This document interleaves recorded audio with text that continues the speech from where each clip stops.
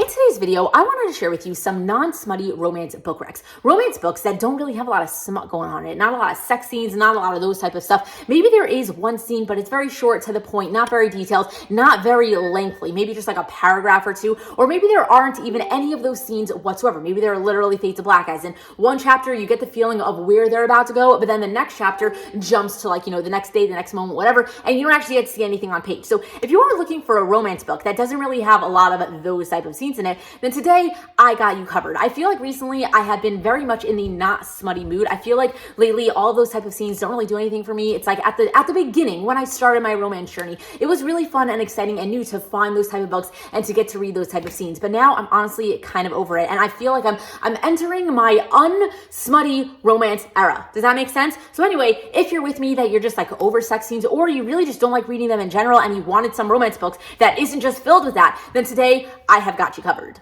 First up, I've got Indigo Ridge by Devney Perry. So this was actually the first book that I ever read by Devney Perry, and it was my favorite book of hers up until I read The Birthday List. And The Birthday List technically would fit into today's video too, but I feel like I talk about that book all the time, so I didn't really want to re-share with you the recommendation that I share with you always. So instead, I'm giving you one that I don't really talk about as often, which is Indigo Ridge. So this is a story about these two people who end up having a one-night stand, and they both live in this small town, but they thought that they were both sleeping with people that they never see again. Like, they both thought that each other were tourists. And then what do you know, a couple of days later, they bump into each other, and now they're actually going to have to be in each other's vicinity for a while, because this girl is just moving to town because she's now the new chief of police. And it happens to be there's a murder that happened in town, and where do you know the murder happened? On this guy's property that she had just had a one-night stand with. So now they're going to have to keep on bumping into each other, work together, whatever it is, to figure out the mystery of who killed this person. And basically they're obviously going to end up falling for each other. So even though they didn't really expect to ever see each other again, they are now going to end up seeing each other a lot. So that is more or less the gist of the story.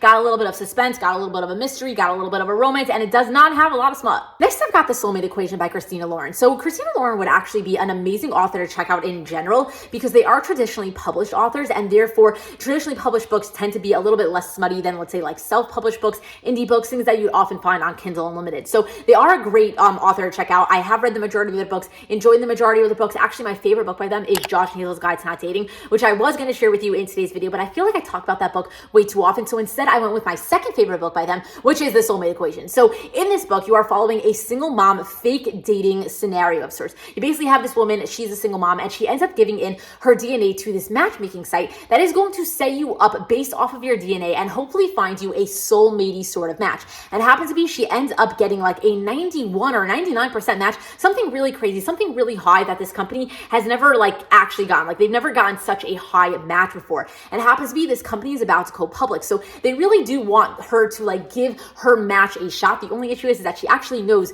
who she was matched up with, because she has seen him in a coffee shop that she goes to every morning for the past couple of years. And he seems very grumpy. He doesn't seem very much up her alley, and she doesn't really think that they'd be a great match. But at the end of the day, this company really needs the promotion, because they're about to go public. It would be an amazing story. Oh my God, we found someone's actual soulmate sort of thing. So they end up deciding to offer to pay her to fake date him just for the publicity. And at the end of the day, she's a single mom. She really needs the money, so she can't help but say yes. So she's going to end up fake dating him, and then obviously slowly and surely they're going to end up falling in love with each other. So it's a really good book, and I highly recommend checking it out. Next, I've got Mine Would Be You by Kay Jamila. So I feel like this is a very underrated book. I never really see anybody talk about it, but I randomly picked it up a couple months ago, and I ended up being very pleasantly surprised. So in this story, you're basically following this girl who had a childhood best friend turned high school sweetheart, and then in college they had a lot of ups and downs of breaking up, getting back together. He was kind of stringing her along, and eventually he officially broke up with her. And ever since then, she's kind of had a bit of trust issues. She's still quite heartbroken, not really ready to move on or anything like that, except he is ready to move on. He is actually engaged to somebody else,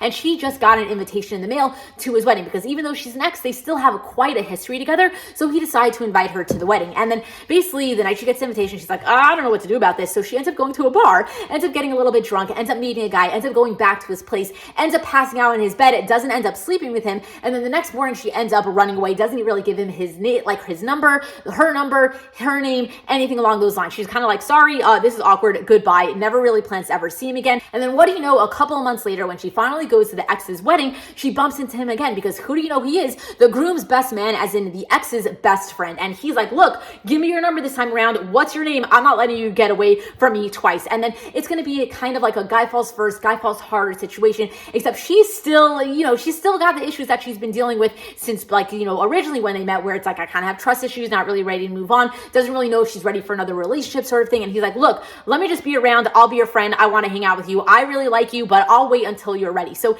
it's kind of like, that sort of thing where it's like, he's just going to be like waiting in the midst until, she's ready. He's kind of going to help heal her heart of sorts. So I thought it was a really good romance. I thought it was really relatable. I really got where this girl was coming from. Every time that she would go backwards in a step because of like her trust issues or anything like that, I'm like, I totally see where you're coming from. Like, I really connected to her. And that is why I think I really ended up liking this book. Plus, I really love a good guy falls first, guy falls hard situation. And I thought about the way that he was just like ready and waiting for her was really adorable. So I highly recommend giving this book a shot if it sounds like it's something up your alley. Next, I've got The Silent Waters by Brittany C. Cherry. So this is a story that I did read a little bit of a while ago, and I am having quite a hard time remembering the details of the scenario. But what I do remember of this book is that you are following a childhood best friend-lover situation with a little bit of a twist, because when these two people were children, they were basically supposed to go meet in the woods, except this girl ends up going in, without him, and she ends up stumbling upon something that she was not supposed to see, and she got so traumatized from it that she ends up running home, never leaving her house again, and never speaking a single word ever again. And now it's like years later, she's like all grown up, and he's all grown up, and he's living his life doing whatever it is that he's doing. I think he's like a professional rock star or something like that, famous rock star. I don't really know. Don't take my word for that. But basically, they are still best friends, and he's really the only person that understands her. And she's obviously she's interesting. She doesn't leave her house ever, and she doesn't really talk. So her parents don't really understand her. She doesn't really have any friends, and he's the only person who really gets her. So he tries to come home as often as he can, and basically they're both in love. And it's just like, it's a story like that. I honestly don't remember the details of how it ends up getting built up, but I remember it being a good time. So if it sounds like something up your alley, check it out and find out for yourself. I feel like I've never recommended to you this book before. The only time I probably ever mentioned it on my channel is like in multiple TBRs where I said I'd read it and then I never read it, and then probably the one time when I actually reviewed it right after I did finally read it. But I wanted to share Twice Shy by Sarah Hoggle because I feel like I never have a chance to talk about this book, but I feel like it's a perfect book for somebody who is looking for just like a really sweet, clean sort of romance. So in this book, you're following, I believe, a grumpy sunshine sort of situation. You have this girl who is like overly sunshiny, and she ends up inheriting this house from her great aunt or something along those lines, except when she gets there to go and move into it, she finds out that it actually needs a lot of repairs. And not only that, but she's not actually the only person who inherited it. She's going to have to split it with the groundskeeper who used to take care of it while her aunt, grandmother, whoever it is that gave it to her was alive. And he seems quite grumpy. He doesn't really want to share it with her, but obviously they're going to have to come to terms and settle on what they want to do with it together. And it's going to be a story between the two of them. So what I do remember from this book is that he does have, I think, a lot of social anxiety or something like that. And I remember really enjoying his sort of storyline. I don't think she was super up my alley because she was a little bit too sunshiny for me, but that's only because I'm the grump in the grumpy sunshine situation. So I definitely related a lot more to him. But I just remember it being a very sweet, very cute, put a smile on your face sort of romance. So if you did want a quick, short, easy read, I do recommend giving this one a shot. Next, I've got Playing with Fire by LJ Shen. So this is one that I wanted to add in because if you do like a little bit more of that smuttier sort of feeling, but actually not actual smutty feeling. I don't know if I'm explaining this correctly, but it's kind of got that texture of a more romantic heavy sort of romance, except it doesn't actually have a lot of on-page stuff going on. That's why I basically wanted to recommend you this one. So hopefully I didn't confuse you there, but basically I read this book probably around a year or so ago, and I remember really enjoying it. So you're following this girl who a couple of years ago was in a fire, and now she has a lot of burns all over her face. She's very self-conscious about it. She always cakes on her makeup, always wearing a hat, kind of hiding, doesn't really have any friends because she's just she's not ready to be very open and comfortable in her current skin. And basically she works in a food truck, and this guy who's very popular in the college that I guess they all go to ends up coming up to her food truck and asking for a job, and he ends up getting hired, and now they're going to have to work together. So it's kind of like a popular guy, unpopular girl, bad boy, good girl sort of situation. I think this guy's in a fight club or something like that. Maybe he drives a motorcycle. I'm assuming that from the cover, but basically it's kind of that situation. At the end of the day, they're complete opposites, but he's going to end up just befriending her, and then they're kind of just going to become really good friends, going to end up falling for each other. So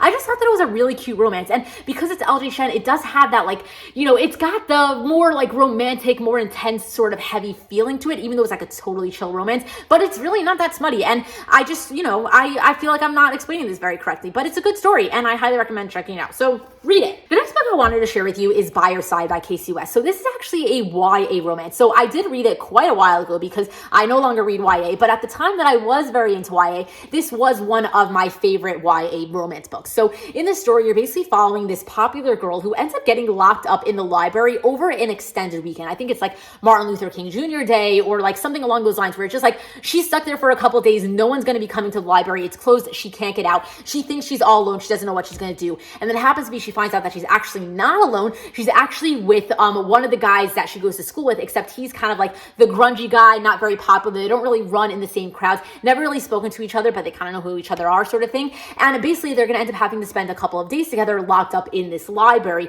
And then they're slowly going to obviously become friends just because they've got nothing better to do. So they're going to start talking. And then obviously, you know, somehow romance is going to bloom, but I don't really want to spoil anything for you. So I'm just going to leave it at that because I really like, you know, I don't want to give away where the story is going to end up going, but I had a really great time with it. And it really gave me very like Breakfast Club feelings. Not that it's necessarily like in detention, but you do have that library setting for a while. And then you also have a bunch of different people, you know, like in different, like, you know, parts of high school. Like some people are popular, some people are unpopular. What happens when a couple of them try to mix, sort of thing. So I really had a great time with it. And if you are a fan of YA romances, I do recommend giving this one a shot. And the last book that I'm going to be sharing with you for today's video is one of my all-time favorite YA fantasy romance trilogies, and that is the Trial series by Amanda Hocking. So it's Switch, Torn, and Ascend. And I feel like I do talk about this book very often because I really want people to give it a shot if you are a fan of YA fantasy romances, because I feel like it's so underrated and nobody talks about it. But until I get 1,000 DMs from people saying that they finally read it and they absolutely loved it, I'm going to keep mentioning it. So if you're not familiar with this story, you're basically following a girl that finds out that she's actually a changeling. She was switched at birth. She grew up thinking that she was a normal human. She just never really like fit in. And then one day this guy comes to like, you know, her bedroom window and is like, look, you were switched at birth. You got to come with me because you are actually a trial princess and your mother is waiting for you so that she can teach you all the magic of, you know, like that you need to know because you actually have a lot of magical powers. And also, you know, you have to become a princess and one day become our queen. So she ends up, after a little back and forth, going with him, and she's going to learn about like what magic power she has. She's going to learn about how to be a princess, how to like live in that sort of society and things like that. She's going to learn all about like the community that technically, you know, she's a part of and is one day going to rule. And then there's also like a little bit of a war because there's another trial community that's kind of like at war with her community. And then there's going to be a lot of those sort of stuff. It's got a lot of romances. There's a bodyguard romance. There's a prince romance. There's a lot of different things going on. And I feel like if you just like YA fantasy romances, then this just got everything that you're going to be looking for. It's got magic. It's got politics. It's got romances. It's got really good stuff going on. And you should really, really, really check it out if you have not read it yet, because oh my God, it's one of my favorite books of all time.